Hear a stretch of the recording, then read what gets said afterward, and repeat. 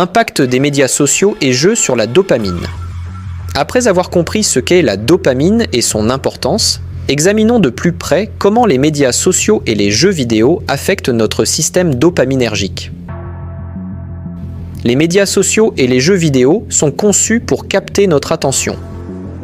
Ils utilisent des couleurs vives, des notifications sonores et des récompenses virtuelles pour stimuler notre libération de dopamine. Chaque like, commentaire ou réussite dans un jeu agit comme une récompense immédiate, déclenchant une libération de dopamine dans notre cerveau.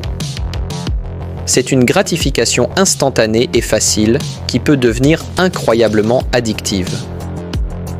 Prenons un exemple personnel. J'ai remarqué qu'après avoir passé plusieurs heures sur les réseaux sociaux, je me sentais souvent distrait, moins productif et parfois même anxieux. Cela m'a fait réaliser que mon cerveau était constamment en quête de cette gratification instantanée, à tel point que des tâches nécessitant une attention soutenue devenaient difficiles. Cette quête constante de gratification rapide peut conduire à un cercle vicieux.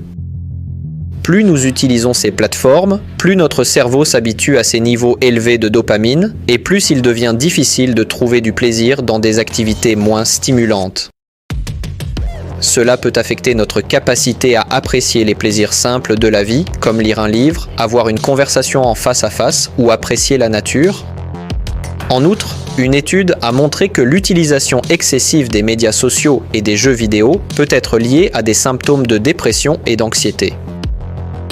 Cela s'explique en partie par le fait que ces plateformes peuvent créer un sentiment de comparaison constante avec les autres, de manque et d'insatisfaction.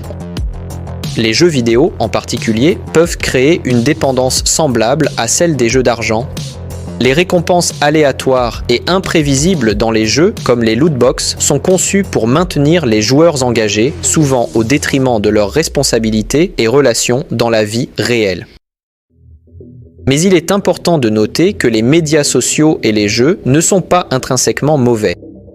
Ils peuvent être des outils fantastiques pour se connecter avec les autres, apprendre et se divertir. Le problème survient lorsque leur utilisation devient excessive et remplace d'autres activités qui contribuent à notre bien-être global.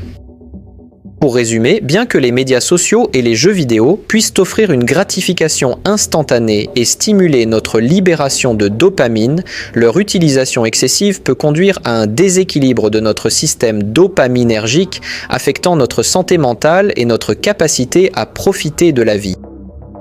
Il est crucial de trouver un équilibre sain dans leur utilisation.